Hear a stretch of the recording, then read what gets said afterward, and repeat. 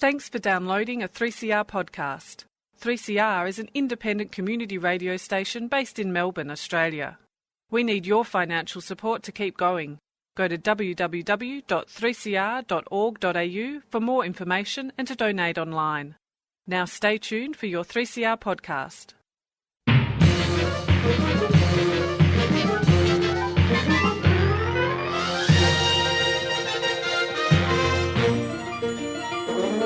Hello and welcome to Lost in Science, the summer series. My name is Claire and I hope you've been having a great summer and I hope you've been enjoying some of, well, what I think are the best of the best Lost in Science stories from 2021 that we've been pulling together for you. So these are the stories that we think should be getting another go on the airwaves. And this week on the show, I have a couple of excellent bits of science for you. First of all, we're heading back to October when I spoke to forest ecologist and researcher Tom Fairman about the huge effort that he was part of to save mountain ash forests. And this was done by reseeding thousands and thousands of hectares of the mountain ash forest after the Black Summer bushfires. And like all good Lost in Science stories, there is some incredible applied science, but there's also some helicopters involved. So definitely stick around for that. And then we head back to March last year with Stu, who's going to take us through one of Lost in Science's favourite subjects, human cloning. Everyone loves a good human cloning story. And this is some research that was published last year from Monash University, where the headlines were a little bit misleading. Researchers had claimed to have cloned a human embryo. Did this really happen? Or is there a bit more to it once you read the article? Well, definitely stay tuned because Stu has a bit of science to take us through, as does our guest Tom Fairman, and on with the show.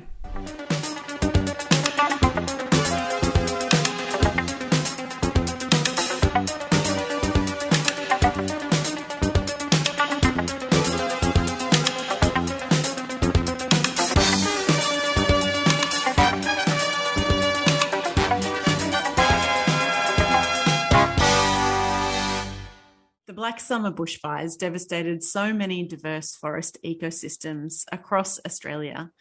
But can these ecosystems bounce back?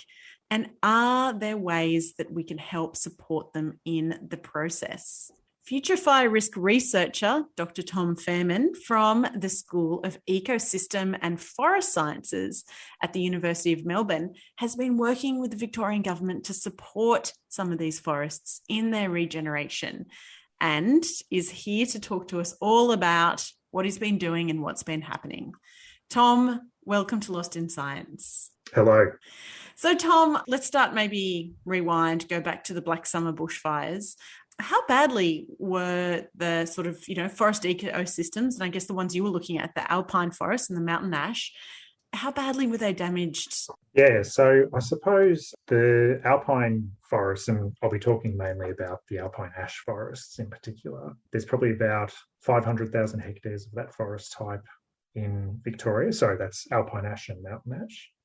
And in the Black Summer bushfires, probably about 80,000 hectares of those two forest types were burned. And that was predominantly the alpine ash forest type of that.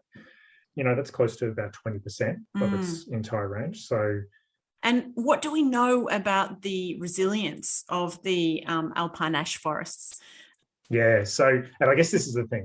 We often, when we're talking about bushfires, we talk about the one fire. And I mean, it's understandable because it's an emergency. You're fighting the fire as it's happening and you're directing all your attention to that. But what's really important when we're thinking about forest types and vegetation communities is obviously what we call the fire regime, which is the longer term view. So what's particularly important to consider with Black Summer and these forest types is in Victoria alone in the last 20 years, we've had a huge amount of fire. So Black Summer was big, but it was about the third fire in the last 20 years that was over 1 million hectares in size. So what you're having is, one fire can be okay for vegetation communities and forests, but then if you're starting to have them pile on top of one another, that's when you really start to notice shifts. So to talk about alpine ash forests specifically in that context, the technical term for these types of forests are obligate cedar forests. So what that means is they're obliged to seed, is the way to think about that in the technical sense. But what that means is when they get burned by a high severity fire, the mature trees die and they have their seed in the canopy. And as they die, they obviously dry out and seeds drop from the canopy and the forest basically regrows from seed. Right. The real concern here, though, is when those seeds are regrowing into trees, they aren't producing seeds themselves for about 15 to 20 years. So they aren't producing seeds. No, they aren't. Right. So what that basically means, if a fire comes back within that 15 to 20 years, then it's a really serious issue for that forest because they're no longer able to regenerate. And you have portions of the landscape where this forest type effectively disappears. And why is this forest type so important in the Victorian landscape? Well, it's a really iconic forest type for one. So I suppose it's worth starting that way. If I were to say to you, imagine a beautiful eucalypt forest, for a lot of Victorians and probably Melburnians, and you would imagine something like the Black Spur, which is just outside of Healesville. And that's that really iconic road where you're driving through this towering forest that, it's that sort of cathedral shape. That they can grow to be 90 metres tall, 100 metres tall, which is putting it in the categories of the tallest trees on the planet. Outside of just the aesthetics of it, they're really beneficial in terms of the amount of carbon that they store. So it's obviously, in the context of climate change, that's pretty important. They provide habitat to a range of species, and they also, they're valued for their timber products. What does happen to them does matter because they have pretty serious consequences to a range of issues. You were talking about sort of like, the frequency of fires, and if, you have these juvenile ash that encounter fires too soon, then, they won't seed. So what are the potential sort of ways that that these forests can go and change after these recurrent fires? What ends up happening to them? Well, yeah, so they've been burnt by one fire. And let's say they were burned, in the Black Saturday bushfires 10 years ago or whatever. They're coming back. They're growing. They've turned into sort of thickets and saplings. They get burned again by a high severity fire, so they get basically cooked.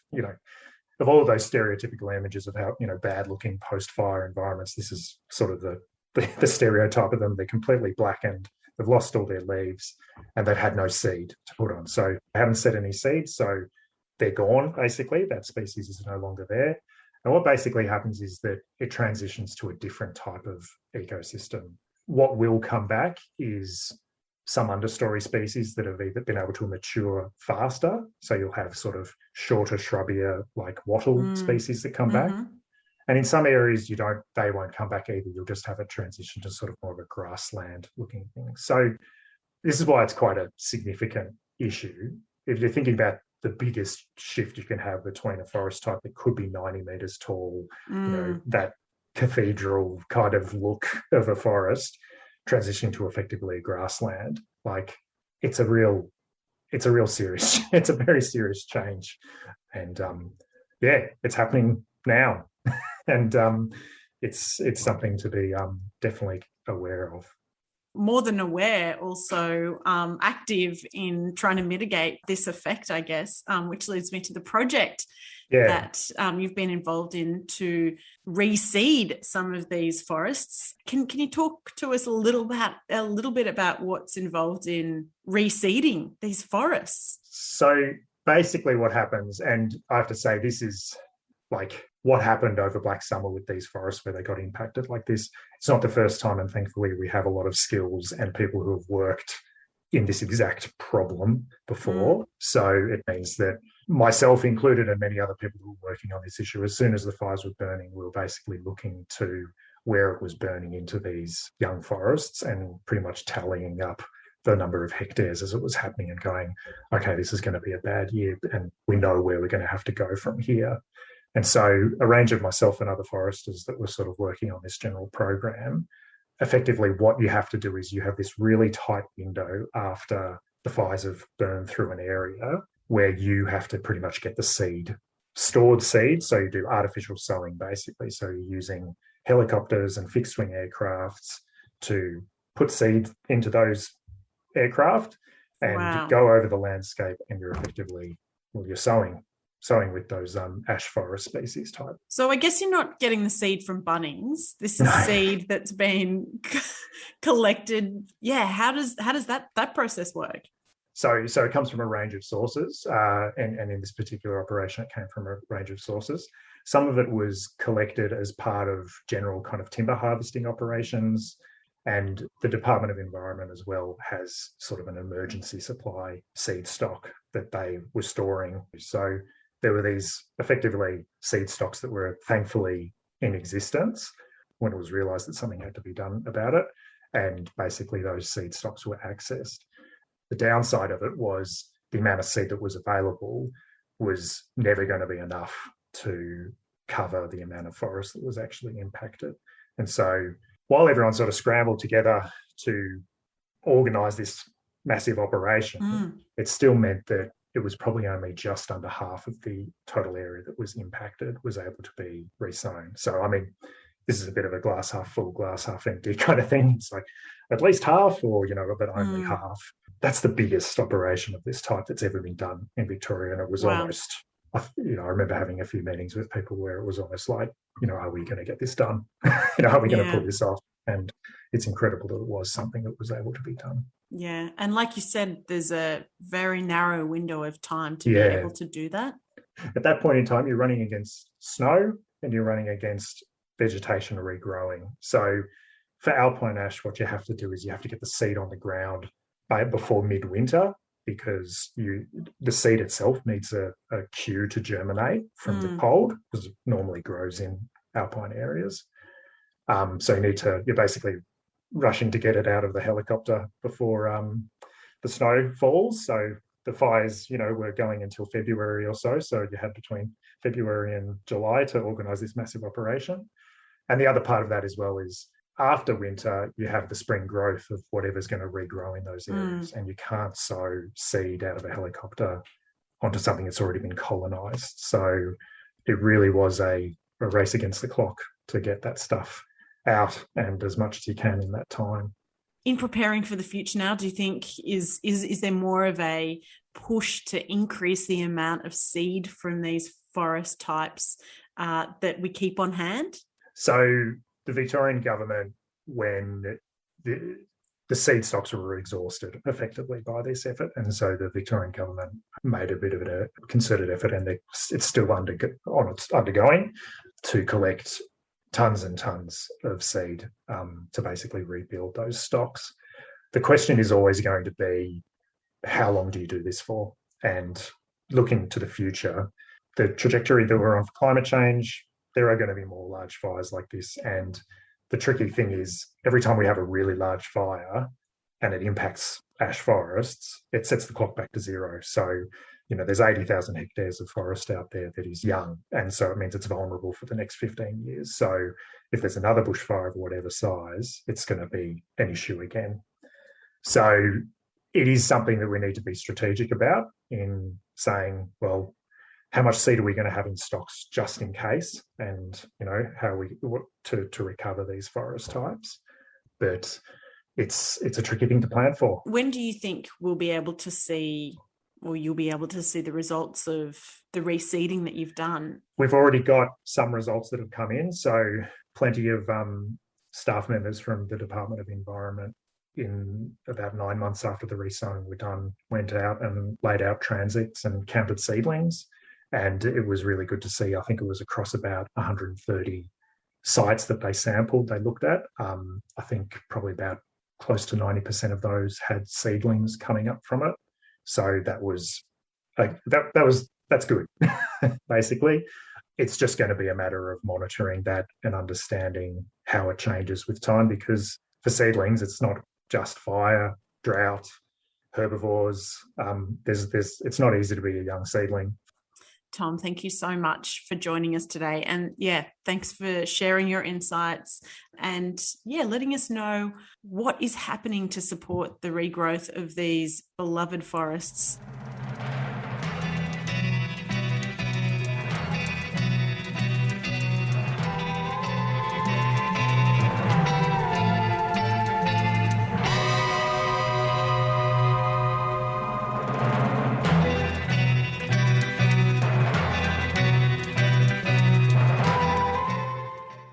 Scientists in a number of fields are fascinated with cloning, and as a result, a lot of science gets published around the field of cloning. So we often find ourselves talking about it on Lost in Science. And I'm not sure if either of you remember when we covered the Japanese cloning breakthrough. We did cover this story. It was way back in 2014 when a top Japanese research scientist claimed to be able to clone any old kind of cell from blood cells. Do you remember this?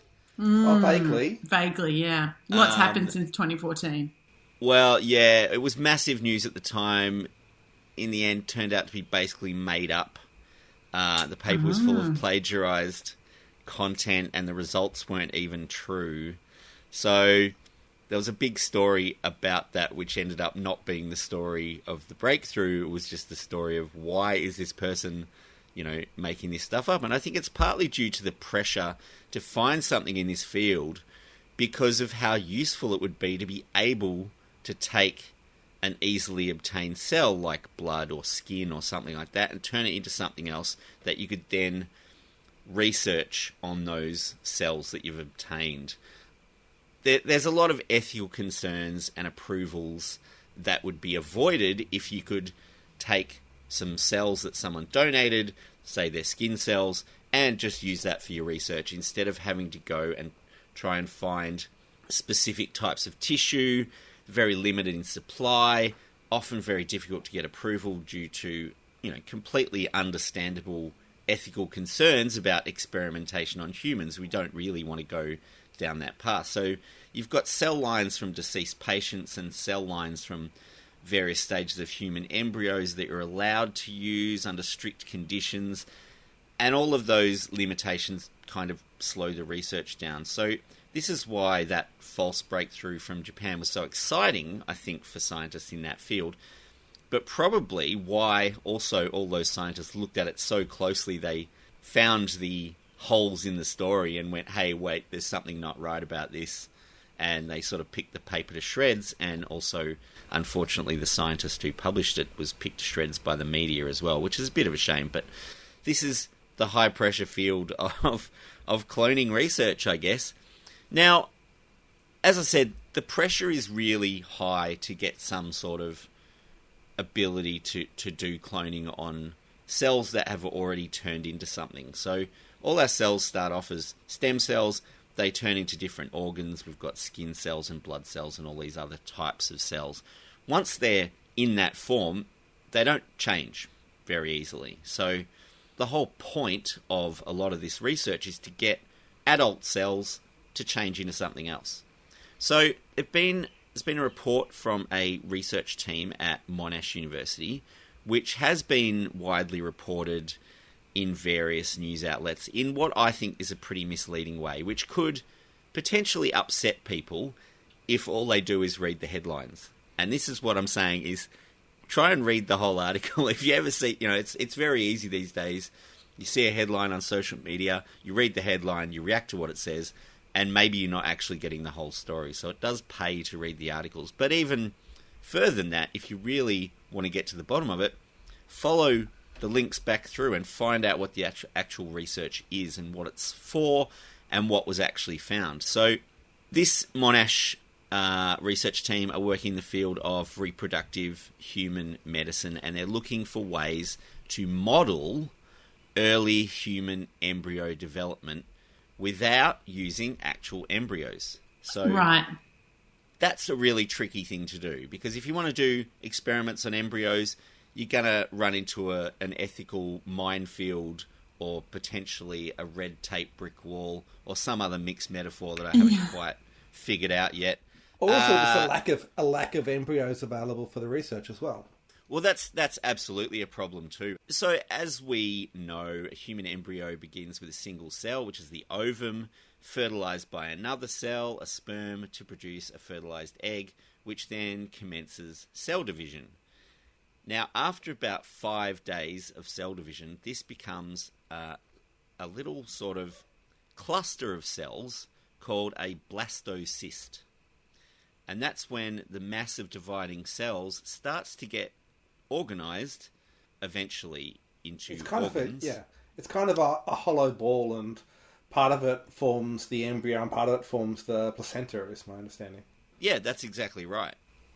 5 days it turns into this blastocyst. At this point in a pregnancy, a blastocyst implants into the wall of the uterus and the embryo begins to develop further. Or, possibly, it seems like just as often, it doesn't do that. So the blastocyst is often the point at which a pregnancy will not take, and you don't end up with a pregnancy. So in order to study what makes a blastocyst implant or not, it would be very handy to have a whole lot of blastocysts and study them directly. But obviously this is a problem. It's not an easy thing to collect in the first place, and whatever supply of them there may be, again, are very limited. So this team at Monash, led by Professor Jose Polo, looked for another way, and they've developed a method of producing model blastocysts using skin cells from adult human donors, which is a pretty massive thing to do. A whole lot of the headlines have said they've produced human embryos from skin cells, but these are not human embryos, despite the fact that the cells in them are human cells.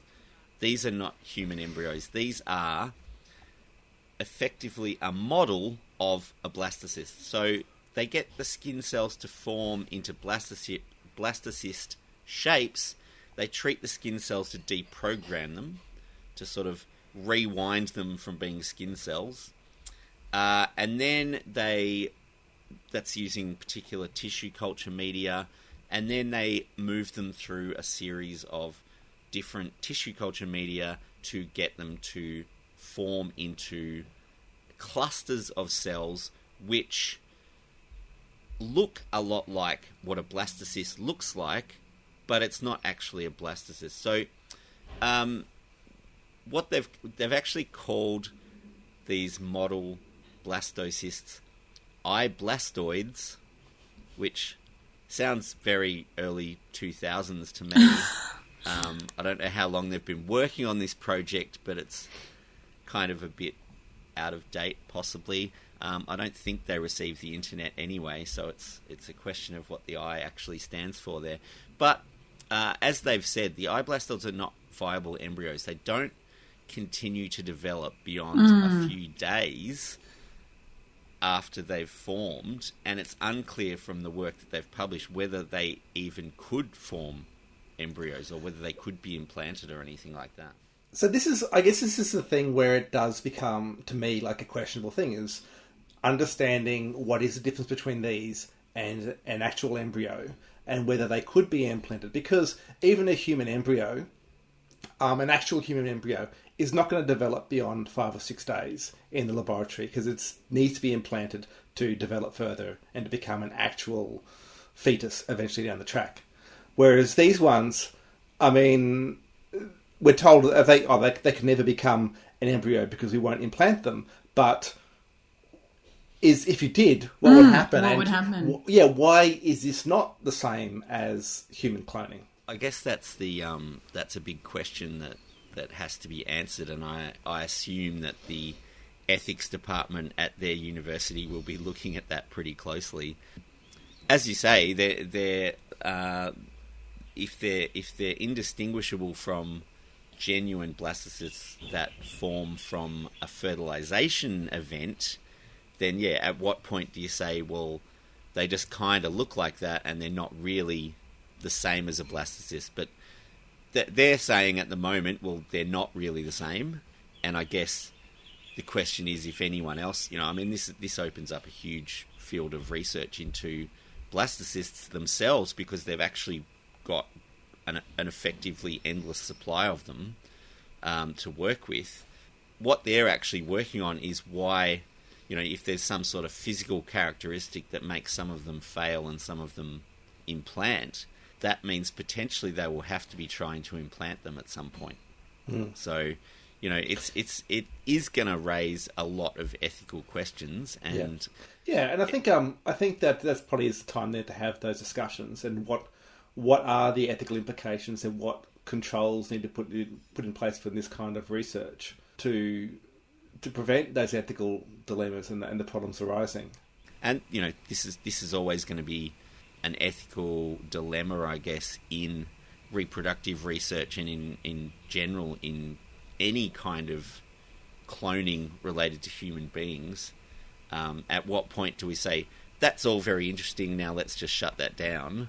Or, do we put controls in place that allow this kind of thing to happen? I think part of the problem, though, with all of this research is that the research moves often a lot quicker than the legislation and the policy comes with it in research institutions. It is pretty amazing research. It did kind of bother me a little bit that they'd been reporting it in the news that I'd read.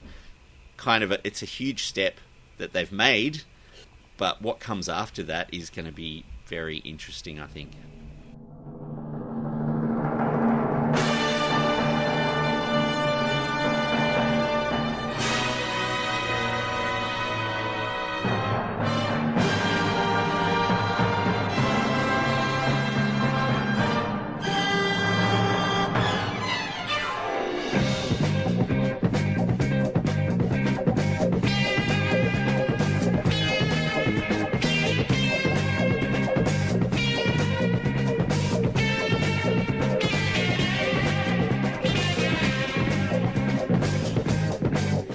That's all we have time for on another episode of Lost in Science. Thanks for joining us.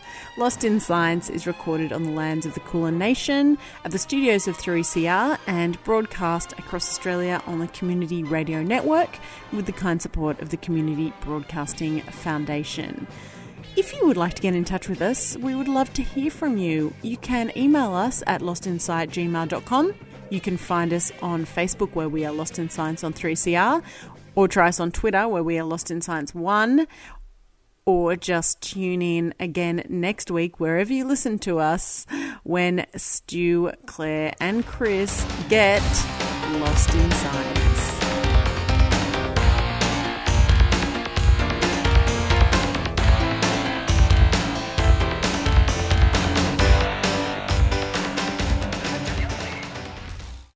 Thanks for listening to a 3CR podcast. 3CR is an independent community radio station based in Melbourne, Australia. We need your financial support to keep going. Go to www.3cr.org.au for more information and to donate online.